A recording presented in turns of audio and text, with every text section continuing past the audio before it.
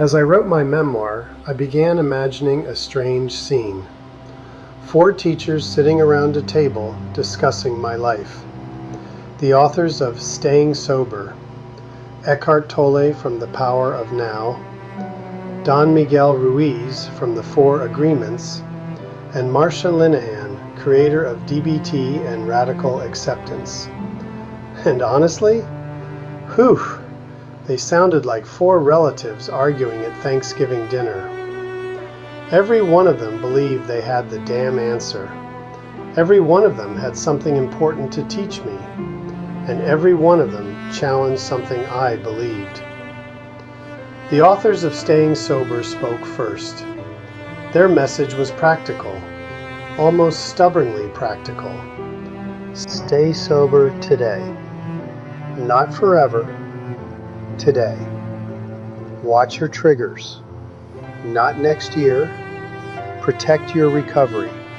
Don't try to solve 20 years of problems before lunch. Recovery isn't built in dramatic moments.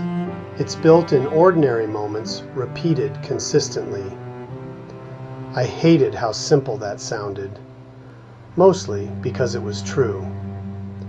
I wanted a grand solution, a lightning bolt, a dramatic transformation. Instead, recovery handed me a broom and said, "Clean today's mess." Then Eckhart Tolle leaned forward and completely decided to change the subject. He said, "The past only survives because you keep feeding it attention." The brain often experiences remembered suffering as current suffering. Life looks like it was hit by a tornado carrying additional tornadoes. That advice can feel mildly irritating. But neuroscience increasingly supports his point. The brain often experiences remembered suffering as current suffering. We replay the same arguments, the same failures, the same regrets. And our nervous system responds as though they're happening now. The body doesn't really always know the difference, which means I wasn't just carrying my past, I was reliving it. Especially in my night terrors, that really put a nasty spin on things. And again, and again, and again. Then Don Miguel Ruiz entered the conversation, and he delivered one of the most challenging ideas of all.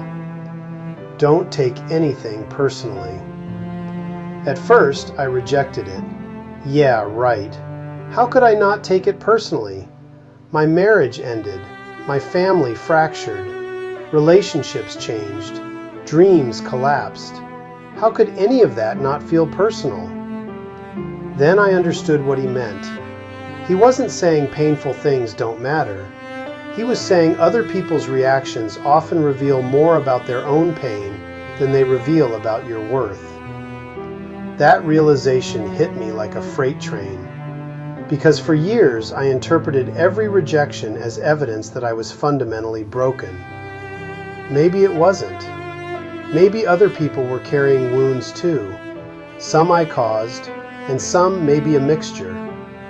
Maybe fear was making decisions. Maybe grief was making decisions. Maybe pain was making decisions. Maybe everybody involved was simply trying to survive.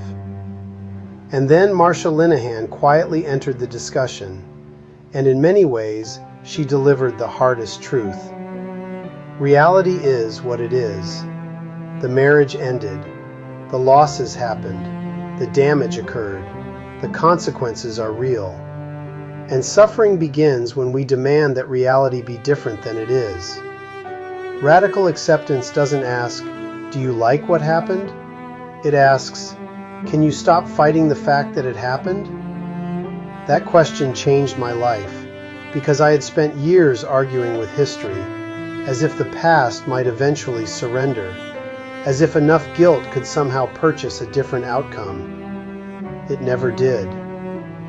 The most valuable lessons didn't come from where these teachers agreed. They came from where they disagreed. So my studying habits had to change a bit. To find what's possible for my life, I had to find the right balance on multiple powerful distinctions that fits me. Staying sober says, pay attention to danger. The Power of Now says, stop living in fear. The Four Agreements says, don't take it personally. Radical Acceptance says, take responsibility. At first glance, those ideas seem contradictory, but recovery taught me something fascinating. Life often exists between two truths, not one. Two, I can take responsibility without destroying myself. I can acknowledge damage without defining myself by it. I can stay vigilant without becoming fearful. I can accept reality without surrendering hope. The answer was never choosing one side. The answer was learning to hold both. And maybe that's maturity, not certainty, not perfection. The ability to hold complexity.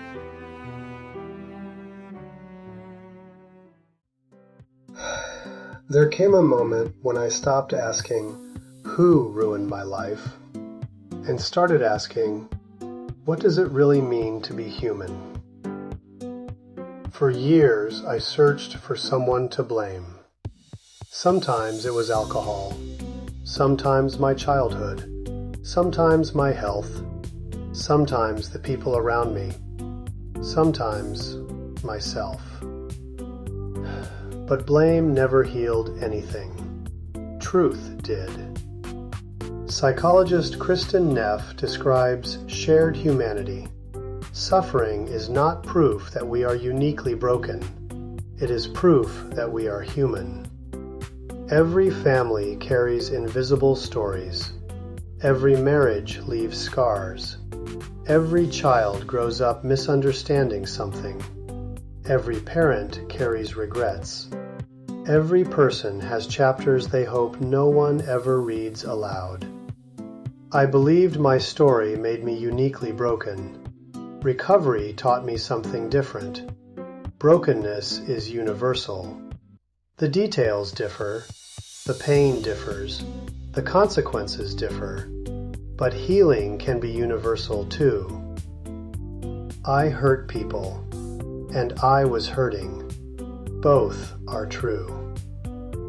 Accountability and compassion are not enemies. I can grieve the damage I caused without believing I am only the damage I caused. That may be the hardest lesson I have ever learned. People often ask me what this memoir is about. It is not an excuse. It is not a defense. It is not an argument for innocence. It is an invitation to tell the whole truth. I was an alcoholic. I hid disabilities. I buried trauma beneath achievement. I wore competence like armor. I carried shame until I forgot where the shame ended and I began. People I love were hurt. Some relationships may never become what they once were. Some consequences will outlive me. But that is not the end of the story. The same mind that learned fear can learn compassion. The same heart that fractured can still become a place where love lives. The same man capable of destroying his life can spend the rest of it building hope for someone else. Looking back now, I no longer see only wreckage. I see excavation. Layer after layer, the masks fell away until only truth remained. And truth became the safest place I have ever lived. Today, I no longer hope yesterday changes. It won't. I no longer hope every relationship is restored. Some won't. I no longer hope consequences disappear. They don't. My hope is deeper now, that pain becomes wisdom, that regret becomes compassion, that brokenness becomes service, that my darkest chapters become light for someone walking through their own. Recovery taught me the goal was never perfection. The goal was awakening. Awake to truth. Awake to grace. Awake to responsibility. Awake to the sacred dignity hidden inside every imperfect human being. None of us are only the worst thing we have ever done. None of us are only the best thing we have ever done. We are human, still learning, still falling, still standing, still healing, still becoming. If you have stayed with me this far, thank you. Not because you watched my story, but because somewhere along the way, it probably reminded you of your own.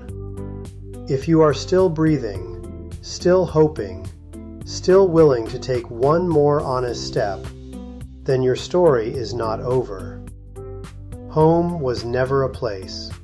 It was never success. It was never the approval I spent a lifetime chasing. Home was becoming the man God never stopped seeing. My name is Eric Harmon. This has been my story, but I hope it becomes permission to tell yours. The road home is still ahead.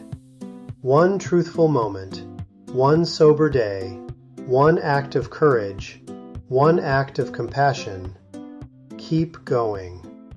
I'll meet you somewhere further down the road. There is a point in some stories when the question quietly changes. It is no longer, what happened to him? It becomes, where does this live in me? Eric believed punishment might prove that he understood the damage, that carrying the full weight of the past might somehow honor the people who had been hurt. But punishment and repair are not the same thing. One keeps reopening the wound. The other asks what love requires now. And beneath the courtroom, beneath the verdict, there was still a human being, not innocent, not beyond responsibility, but not beyond dignity either. That distinction may be where rebuilding begins. Before you leave, may I give you 2 questions to carry with you? You do not need to answer them tonight. Just let them sit beside you for a while. Question 1.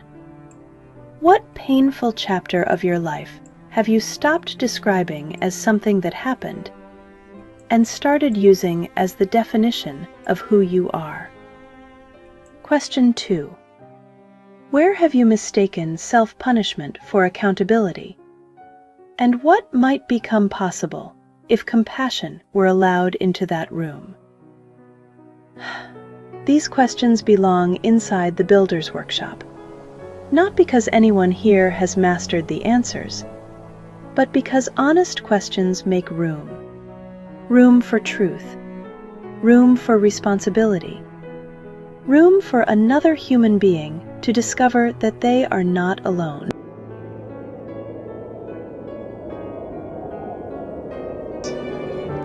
Builder's Workshop. Building truth, restoring lives, leaving legacies. One distinction, one conversation, one life at a time. For everyone still building, keep going. We'll save you a place at the workbench.